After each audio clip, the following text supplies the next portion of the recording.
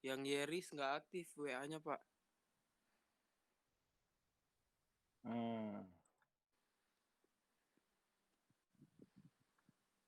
Oke, dimulai saja. Bentar Pak, ini baru buka. Si buka itunya, Pak.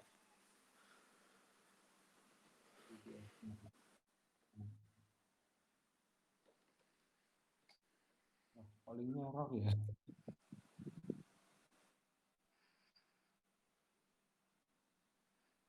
Oh, bisa.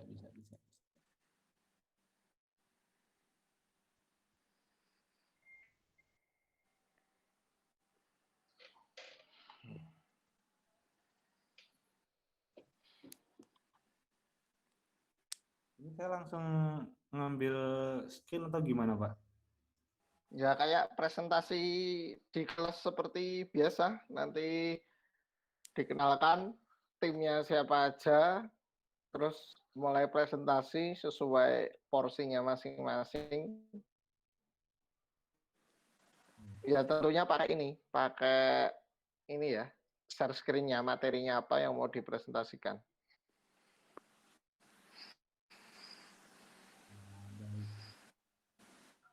Mungkin Cesar bisa buka. Oke.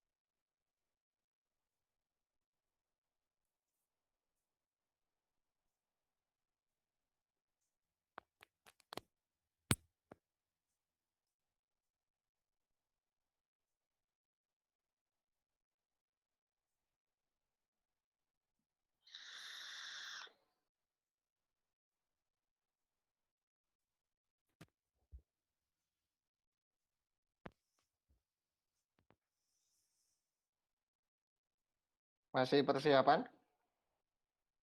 Sudah Pak. Oke, boleh saya mulai aja Pak?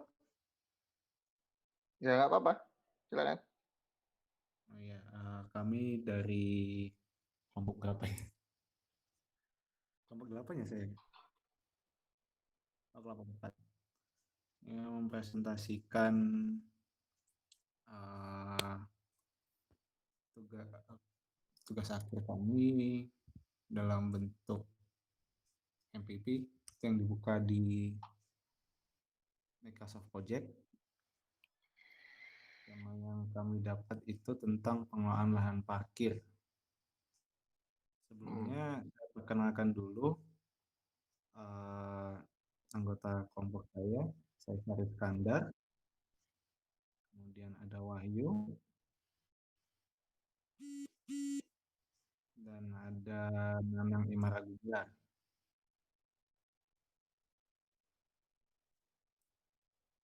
Mungkin bisa langsung mulai dari mana ya Pak? Saya bingung ya Pak. Ya dari ininya, dari KAK-nya bisa. Ini membahas tentang apa, nanti yang bisa diproseskan tentang terkait pembuatan BS-nya. Jadi kelompok kami memutuskan untuk membangun sistem e-parking namanya, yaitu tentang diantaranya itu tentang sistem parkir yang dijalankan secara semi online. Jadi kita hanya memerlukan 2 sampai 3 tenaga manusia dalam pengelolaan proyek ini, hingga sepenuhnya itu sisanya dilakukan secara online dengan database yang ada di pusat. Dimulai dulu dari pembuatan pembuatan Gantt-nya ya Pak ya. Mm-mm. Jadi sesuai mana ini? Salah Pak ini Pak. Berarti ini kita namanya e-parking. Kemudian subjeknya tentang elektronik parkir.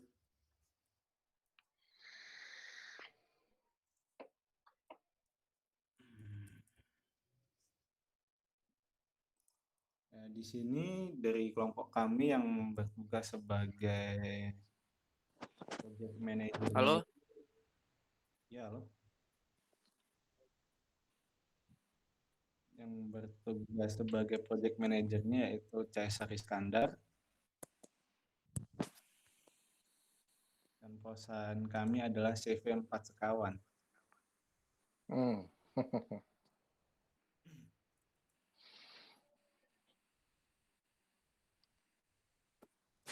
Dimulai dari sini. Kami memulai proyek ini mulai dari tanggal 1 Januari 2020 hingga rentan waktu kurang lebih 4 bulan.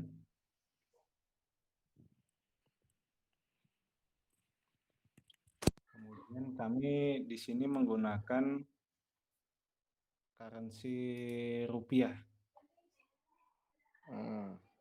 sesuai dengan yang ada di negara kita. Pertama dimulai dari timeline schedule kita ya.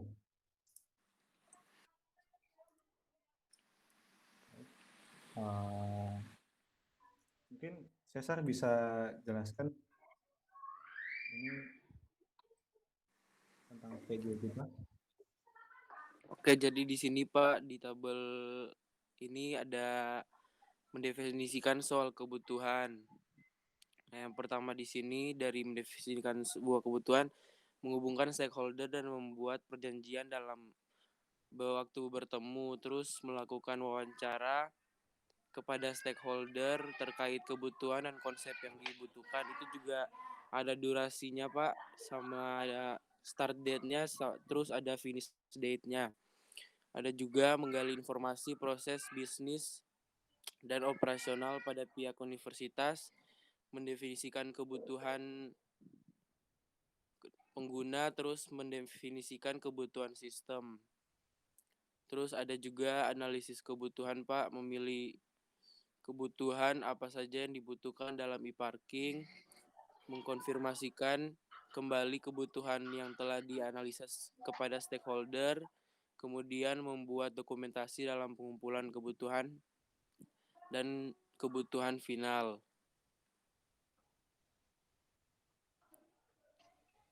Nah, terus lanjut. Selanjutnya ada pembuatan stack apa tadi di atas Bang. Nah, pembuatan prototype.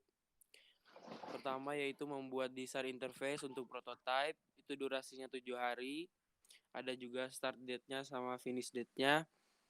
Terus menunjukkan prototype kepada stakeholder, mencatat evaluasi prototype dan stakeholder. Implementasi sistem dari hasil prototype yang disetujui oleh stakeholder. Kemudian mengimplementasikan interface dari hasil prototype yang disetujui stakeholder. Selanjutnya penggabungan sistem dan interface. Yang terakhir dari pembuatan prototype yaitu uji coba aplikasi oleh developer dan stakeholder.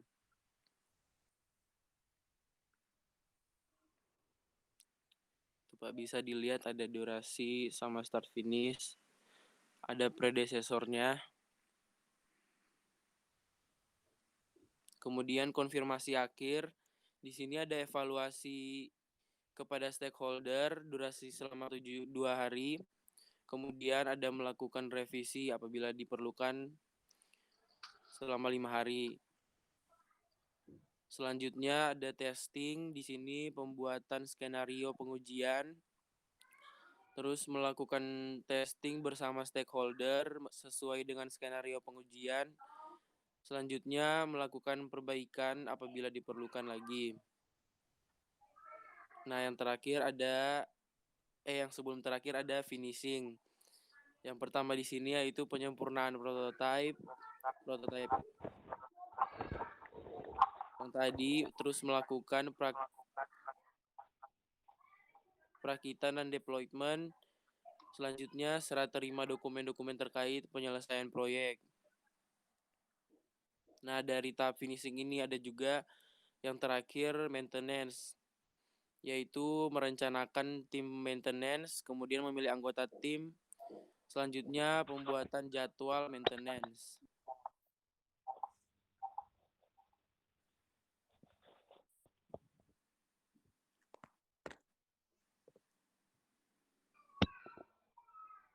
Oke Pak, sekian.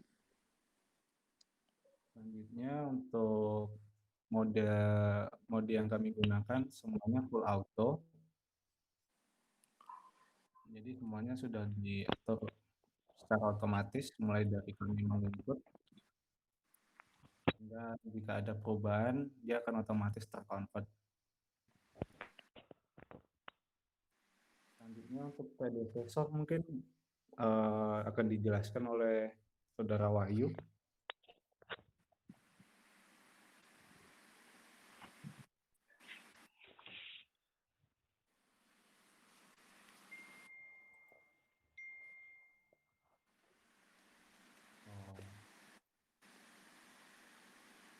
Oh, maaf Pak, mungkin karena ada kendala teknis jadi Saudara Wahyu tidak bisa presentasikan ya Pak ya. Mungkin gangguan sinyal atau mungkin mic-nya nggak terlalu lancar atau bagaimana.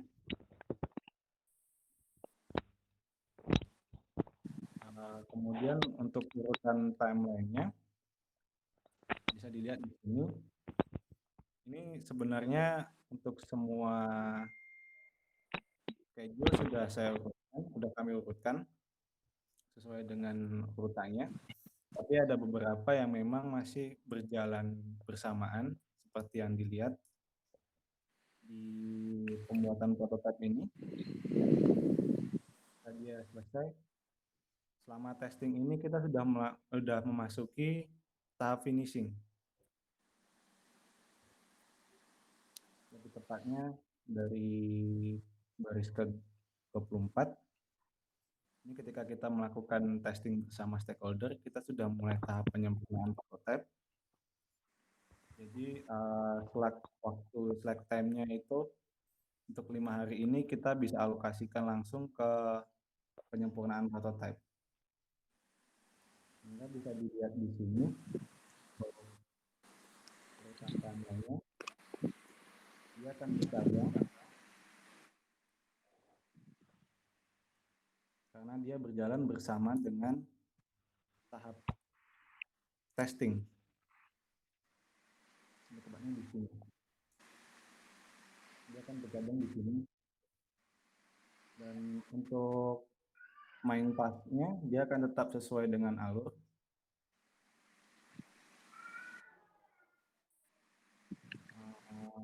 Kemudian untuk biaya, untuk cost,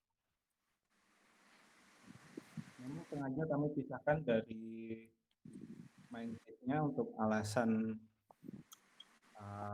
ketika nanti di print sebagai arsip, kita tidak perlu membuang-buang kertas dan lebih mudahnya lagi untuk dipisahkan secara direktorinya dengan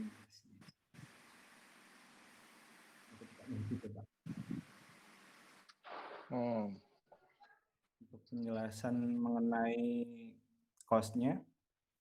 Ini fixed cost ini kita dapat dari hitungan kasar. Jadi sebelum kita mulai project, nanti dari divisi keuangan kita itu akan menentukan cost budget kita kira-kira berapa dengan rincian yang sudah ada. Kemudian nanti ini akan dimulai dari start. Tapi karena kita belum berjalan, maksudnya setiap subtasknya ini tidak semuanya dijalankan secara bersamaan. Jadi kita gunakan prorated sehingga jumlahnya tetap Kemudian total cost ini yang nanti akan digunakan. Dan baseline ini nanti adalah anggaran yang menjadi standar perusahaan. Jadi dia tidak akan berubah, yang berubah hanyalah total cost. Total cost. Kemudian untuk varian sendiri ini adalah hasil pengurangan dari baseline dengan total cost. Sehingga apabila varians di sini bernilai negatif atau minus, berarti kita mendapatkan profit lebih dari schedule atau task itu. Karena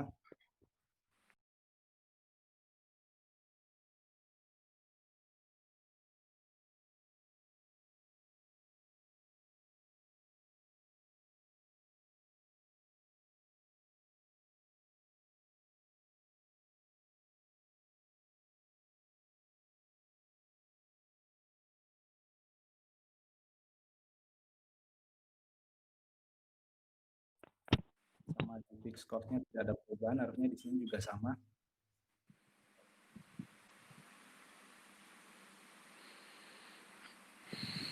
Oke. Kurang lebih, Pak. Oke, baik. Coba dilihatkan ke itunya tadi. Kolom yang Entry. ada durasinya tadi. Ini ya, Pak. Ini, Pak. Kolom ini.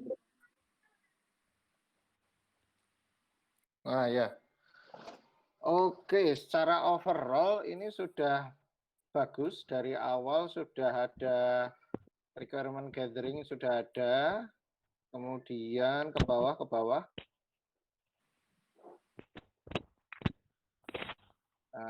Pembuatan prototipe. Oke, paling konfirmasi akhir itu bisa ini ya, kalau bahasa project-nya itu bisa diganti dengan user acceptance test. Jadi itu lebih ke sana. Atau kalau masih di lingkup internal, artinya masih ini bisa diganti dengan unit testing. Itu juga bisa. Terus ke bawah lagi.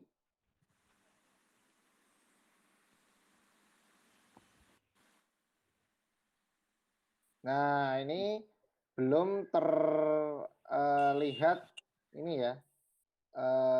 Oh iya, itu sudah ada, cuma namanya aja. Serah terima proyek sudah ada. Oke, bagus. Secara overall, secara task name itu sudah terlihat sequential, artinya urutan-urutan berdasar timeline-nya sudah bagus, cuman istilah-istilahnya aja nanti lebih disesuaikan dengan bahasa-bahasa project. Misalkan yang awal-awal tadi ada kick off meeting, kemudian di situ harusnya ada user acceptance test. Nah, itu sebenarnya sudah tersebut di situ, cuman dengan bahasa yang lain gitu. Jadi ini versi panjangnya lah, padahal ada versi-versi bahasa projectnya. Kemudian lah ini yang mau saya komen lagi adalah di bagian predecessor. Jadi ke atas, mulai dari paling atas. Oh iya, Pak. Nah, oke. Jadi mulai yang row nomor 7, artinya itu kan main task ya, analisis kebutuhan. Nah, Iya, Pak. itu seharusnya tidak perlu lagi ada predecessor. Karena kan itu summary, artinya termasuk total duration, start, finish itu kan nggak diisi manual toh, itu kan akumulasi dari task-task yang ada di bawahnya. Jadi untuk yang ini main task seperti itu tidak perlu diisikan predecessornya, cukup yang task paling dalam atau subtasknya. Jadi tidak perlu ada predecessor. Nah, kemudian lagi di sini belum saya lihat adanya milestone. artinya kayak checkpointnya, tempat satu task tertentu dia dikatakan selesai itu di mana, itu belum didefinisikan di sini. Biasanya itu nanti akan ada milestone itu durasinya 0. Jadi cukup ditulis dalam suatu task, misalkan RG selesai atau analisis selesai, seperti itu. Ya, kalau itu kita bikinnya di tabel schedule, Pak. Jadi di sini, Pak. Kalau milestone-nya tadi masuknya ke ini ya, Pak, ya, berarti, Pak, ke task name-nya ya, Pak? Iya, coba ke. Nah, harusnya misalkan yang task paling atas itu misalkan mendefinisikan kebutuhan. Nah, itu harusnya Kebutuhan. di bawah yang nomor 6 itu nanti ada lagi satu row, misalkan analisis kegiatan itu sudah selesai misalkan. Nanti bisa dikasih markernya, duration-nya itu 0. Nanti secara otomatis di bagian grafik dia akan ada kayak apa ya, marker gitu, penanda bahwa satu ini selesai, satu main task ini selesai. Begitu juga yang di task-task yang lain kayak Baik. analisis kebutuhan, prototipe, pengujian di bawah tadi belum ada milestone-nya semua. Gitu ya. Baik, Pak. Iya, Pak. Oke, saya kira cukup bagus dan ini yang paling yang paling lengkap presentasinya, artinya satu tim hadir semua dalam presentasi dibandingkan Kurang yang satu, Pak. sesi 1 minggu lalu. Sesi 1 minggu lalu itu yang presentasi hanya 2 kelompok, itu pun dalam satu kelompok cuman satu orang, yaitu cuman Christine dan Rudy. Itu mewakili kelompok 3 dan 5. Nah, ini satu kelompok 4 hadir semuanya. Kurang ini ya, yang nggak hadir cuma satu, Miris. itu sudah bagus. Nah, nanti tinggal diikuti saja karena tadi beberapa komen-komennya saya kira sudah dicatat. Nah, itu nanti bisa disempurnakan, direvisi untuk bisa disubmit pada saat UAS. Gitu ya. Iya, Pak. Iya. Untuk nanti bisa diinfokan ke teman lain juga, nggak cuma di mata kuliah Menpro, maksudnya yang ngajar saya, yang di kuliah saya database, Menpro sama CMS, itu baik teori maupun yang praktikum, yang model ujiannya harus membutuhkan banyak-banyak waktu jam, itu soal sudah saya up di e-learning, hanya saja yang soal memang jawab singkat, itu memang saya upload memang nanti menjelang UAS. Jadi mungkin 10 atau 15 menit menjelang UAS baru saya upload. Tapi kalau untuk sifatnya project, dokumentatif, yang butuh kerjanya lama, itu sudah saya Iya, Pak. upload di e-learning. Jadi bisa dimulai dikerjakan sejak sekarang. Besok waktu UAS tinggal submit saja. Submit. Iya, Pak. Oke, begitu ya.